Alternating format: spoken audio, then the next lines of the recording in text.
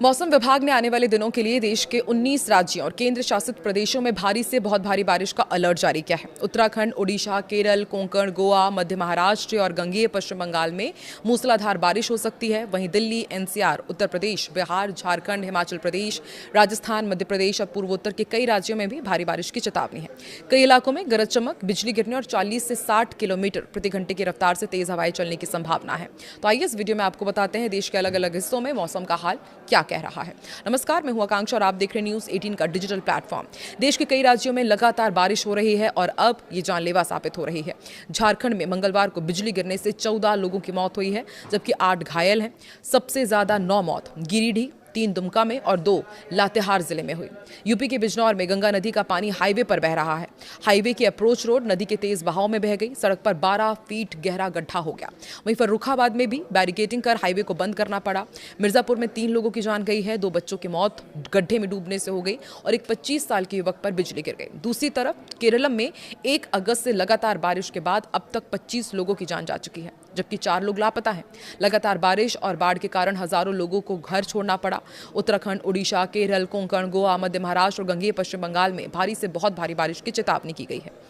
इधर देश भर में मानसून एक बार फिर रफ्तार पकड़ी है। भारतीय मौसम विज्ञान विभाग के ताजा पूर्वानुमान के मुताबिक आने वाले दिनों में उत्तर भारत, पूर्वी भारत, पश्चिमी तट और दक्षिण भारत के कई राज्यों में जोरदार बारिश का दौर देखने को मिलेगा।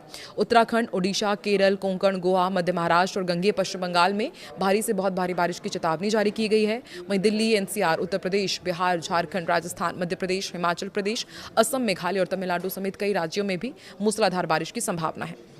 मौसम विभाग के अनुसार मानसूनी ट्रफ फिलहाल श्रीगंगानगर, रोहतक, शाहजहांपुर, सुल्तानपुर, गया और बाकुंडा होते हुए मिजोरम तक फैली हुई है। इसके साथ ही उत्तर प्रदेश, बिहार और पूर्वोत्तर भारत के ऊपर सक्रिय चक्रवाती परिसंचरण यानी कि साइक्लोनिक सर्कुलेशन के साथ साथ पश्चिमी विक्षोभ के असर से बारिश की गतिविधियां और तेज हो रही है। ऐसे में अगले 24 घंटे कई राज्यों के लिए बेहद चुनौतीपूर्ण हो सकते हैं। केरलम सरकार के मुताबिक 18,000 से ज्यादा लोगों को फिलहाल राहत शिविरों में रखा गया है। वहीं हिमाचल प्रदेश और उत्तराखंड में बारिश और लैंडस्लाइड के कारण 300 से ज्यादा सड़कें बंद हैं। सोचिए वहां पर भी कैसे हालात होंगे। इनमें हिमाचल की 160 और उत्तराखंड की 100 से ज्यादा सड़कें शामिल हैं। उत्तराखंड के देहरादून और बागेश्वर में 12वीं तक के स्कूलों में छुट्टी कर दी गई है।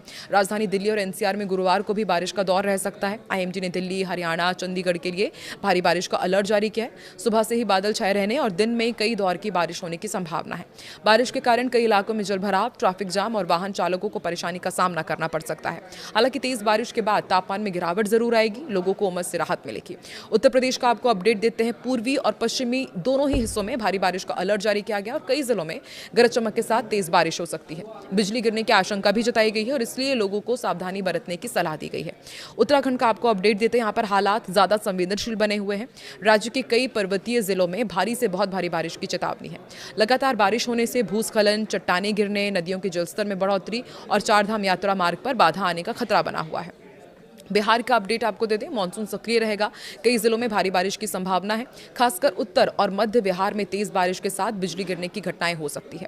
लोगों को खराब मौसम के दौरान खुले मैदानों में जाने से बचने की सलाह दी गई है। झारखंड में भी कई इलाकों में भारी बारिश का पूर्वानुमान है। रांची के साथ राज्य के मध्य और दक्षिणी हिस्सों में रुक रुक कर तेज बारिश हो सकती है।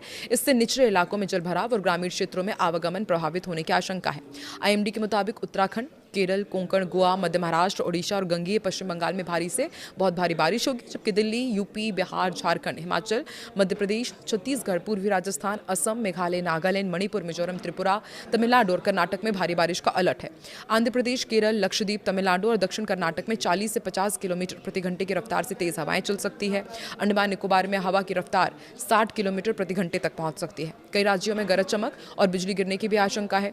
अरब सागर और बंगाल की खाड़ी में समुद्र उग्र रहने की संभावना देखते हुए आईएमडी ने मछुआरों को अगले कुछ दिनों तक समुद्र में ना उतरने की सलाह दी है। समुद्री इलाकों में तेज हवाएं और ऊंची लहरें चल सकती है। मौसम विभाग ने लोगों से अपील की है कि खराब मौसम के दौरान अनावश्यक यात्रा से बचें, स्थानीय प्रशासन की एडवाइजरी का पालन करें और बिजली चमकने के दौरान खुले स्थानों पर जाने से परहेज करें। असम का आपको अपडेट दे देते हैं। असम के शिवसागर जिले के नजीरा सब डिवीजन में बाढ़ की स्थिति अब ज्यादातर इलाकों में काबू में है।